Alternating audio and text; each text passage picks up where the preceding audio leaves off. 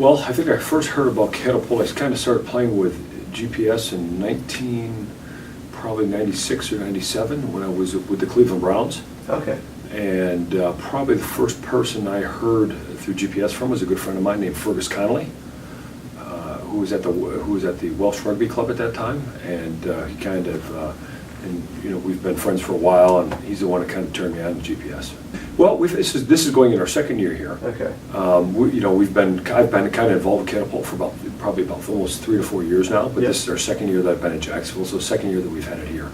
Previously, I was at the University of North Carolina, and we started using Catapult there at UNC. Well, to me, I mean, really all we are is stress regulators. So it was another way that we could put objective numbers to really, kind of just assume, making assumptions rather than it was a hard day, an easy day, or a light day. Well, we can really give a concrete number to how hard was practice for the day. So when we would talk to our coaches, we would have more knowledgeable information to bring to them rather than just to say, hey, the athlete said it was perceptually a hard practice or a perceptually an easy practice. We could actually back that up with numbers.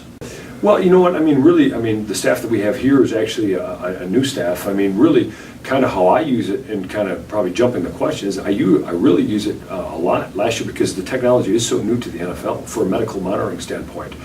So we really can look at the cost of each individual period we have, and if we have an athlete that's hurt and his RTP is return to play work, we can actually recreate practices or periods for our athletes to see how ready they are in return to play.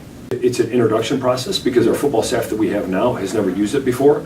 So it's actually up to Alex and I to reintroduce it to our coaches and kind of to show them what objective numbers that we get and how it can help the coaching process. Well, we look at total odometer. We look at high intensity yards, which are very important, accelerations, decelerations, contact load, and then player load. I think we kind of really look at all those variables. Our sport is different than rugby, and so we kind of, we're very much an alactic aerobic sport, and I think we look at it a little bit differently. But I think it's great because it just helps us to again re-quantify practice. You guys have been great. You're from Michael Reagan. Michael, anytime I need to get a hold of him, he gets right back in touch with me. I never have any problem communication-wise, back and forth. I would say that we're pretty self-sufficient users too, but anytime if I've had a unit that's been, if there was a problem with the unit, I'd drop mallet and I'd get it back within a week, or I'd get a new unit altogether. So it's been super. The customer service has been. I would keep it quiet so nobody else could get to use it. No, well, obviously, no. I would use it because to me it does the athletes well. I'm an ex-retired NFL athlete, so any way that I could bolster my game, I would want that to be available for the other NFL athletes, just for that point of view. Now, would I want them to use it because I feel that we're ahead of the game because we do use it, but I would actually encourage them to use it just because it's going to help out their athletes. I always knew this, but the lack of true speed in our game really just to show us that our game's truly acceleration and deceleration, which is, I think that's a big point.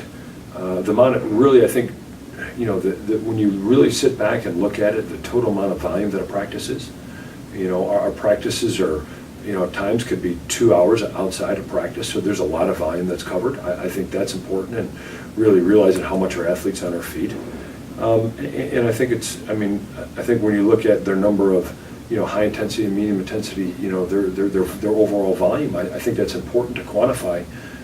Really, when you look at, and like I said, I'm trying to make assumptions between game data and practice data, but really kind of what happens in a game from hand tracking and to what happens in practice through GPS tracking. Well, I think it's educating the athlete. I know as an athlete myself, as a retired athlete, the more that I knew about my body, the more informed I was, the more self-aware I was, so the better I could take care of myself. So I think, to me, it's an educational process. I think a big part of what we do is we give our feedback back to our athletes. We found last year that, our athletes, we use rescue questionnaires too, and then our athletes that had slept more throughout the week, and athletes that, give me a second, athletes that slept more during the week, and athletes that did more soft tissue work were actually faster during practice. So, that's very important. So when you give an athlete that firsthand information, I think that's information that an athlete can use right now.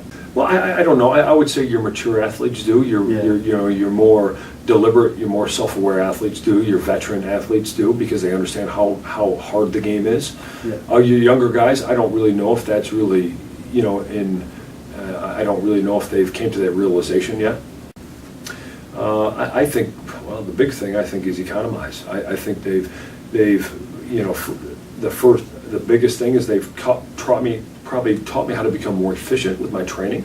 I think that's very important. B is, I think it's given me probably a better overall view of the athlete, a training snapshot of the athlete, so I could really kind of see really what the training load for the day is. It kind of enabled me to zero in a little bit more. And the third one is that I think, to be honest, I think it's made me a better strength coach, or a strength and conditioning coach. I think it's taught me more. So the more that I learn, the more that I can give back to my athletes. Yeah, I mean, it is definitely easier and harder to the point, because it's challenged me to become a little bit more creative in my design of training, which is great. That's kind of, we like to say that we're always constant learners, and that's very important. And I think that's what Catapult's really helped me do, is became a constant learner and kind of find new creative ways to get training done. Yeah, absolutely. I think so. I just thinking, showing athletes. I mean, there's a lot of ways that you can use the system. I think from coaching point, to see if how athletes become fatigued over the course of the season, to tell athletes, because our NFL rules are so different. We don't have control of our athletes over the long haul. So I think it's the important thing is to show the athletes what kind of shape they're in and how important fitness is in our sport. As an athlete becomes fatigued, obviously he's going to expose himself to, slowing down over the course of the season, or he's going to become injured. And I think the more that you can teach them about how fit they have to be to play this game, I think it's going to be very important.